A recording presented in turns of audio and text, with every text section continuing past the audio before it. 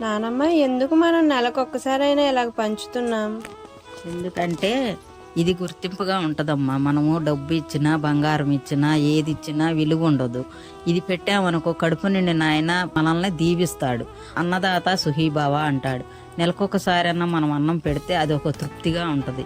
మనిషికి ఆకలి దప్పి తీర్చిన వాళ్ళం అవుతామమ్మా మనము. అది అందుకని మనము పెట్టుకుంటాం. మనకున్న దాంట్లోనే దేవుడిచ్చిన శక్తి మనకు ఉంది.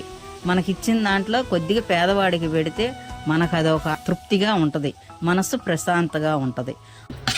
పైది కిందకి ఇలా కలుపుకొని సర్వేర్గా చేసుకోవాలి. ఇది బిర్యానీ తయారైపోయింది. దీని కొలతలు అందరికీ తెలిసిందేగా, 1-1.5 దినుసులు మనకు తెలిసినవే వేసుకుంటాం కదా, అంతే. బిర్యానీ రెడీ.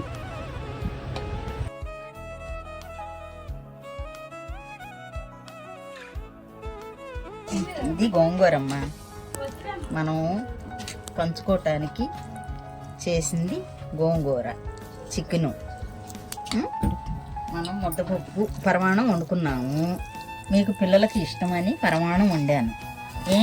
దాంట్లో ముద్దపప్పు కూడా వండుకొని కలుపుకొని నెయ్యి వేసుకొని చాలా బాగుంటుంది.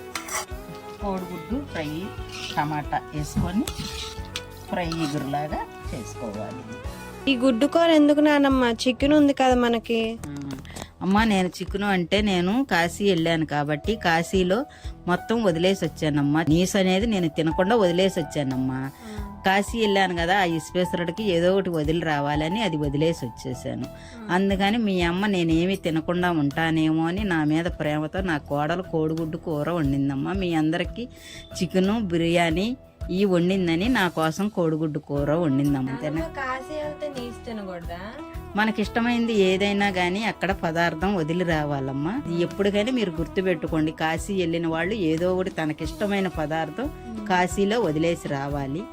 చూస్తున్నావా, నువ్వు కూడా ఇలా నేర్చుకోవాలి వంటలు నా కోడల దగ్గర.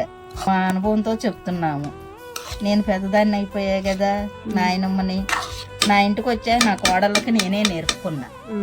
అలాగే మీరు కూడా నేర్చుకోవాలి, అమ్మ దగ్గరే నేర్చుకోవాలి. ఎవరమ్మ నేర్పింది నీకు అని రేపు అనకూడదు, ఒకళ్ళు వంక పెట్టకూడదు, అది తెచ్చుకోకూడదు మనం ఒకళ్ళ చేత.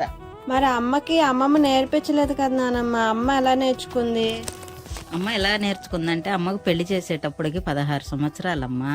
నా ఇంటి కోడలుగా కావాలి అని నేను తీసుకొచ్చి చేసుకున్నాను నా కొడుక్కి. చేసుకున్నప్పుడు నేనే నేర్పుకోవాలి కదా, వాళ్ళకి చిన్నతనం కదా, ఏమీ చేతకావు కదా, అందుకని నేను నేర్పుకున్నా. ఇది ఇలా చేయాలమ్మా, ఇది ఇలా చేయాలి అని. ఈ రోజు వాటికి నా మాట జవదాటకుండా వాళ్ళు నేర్చుకున్నారు, వాళ్ళకు వంటలన్నీ వచ్చినాయి. ఇప్పుడు నేను చేయకుండానే వాళ్లే చేసి నాకు పెడుతున్నారు. ఇలా నేర్చుకున్న అత్తలు అందరూ దొరకరు కదమ్మా. అందుకని మీరు కూడా అనుభవంతో అమ్మ వాళ్ళ దగ్గరే నేర్చుకొని రేపు ఒక ఇంటికి వెళ్ళే ఆడపిల్లలు కాబట్టి మాట తెచ్చుకోకుండా పలానా ఆడపిల్ల తల్లి దగ్గర నేర్చుకొని వచ్చిందని ఆ గౌరవం నిలుపుకోండి. మన ఇంటికి వచ్చిన వాళ్ళకైనా మంచినీళ్ళు ఇచ్చి బాగుండారా అంటే ఎంత తృప్తి పడతారో, ఒక పూట అన్నం పెడితే ఆ మనిషి చాలా సంతోషపడతాడు.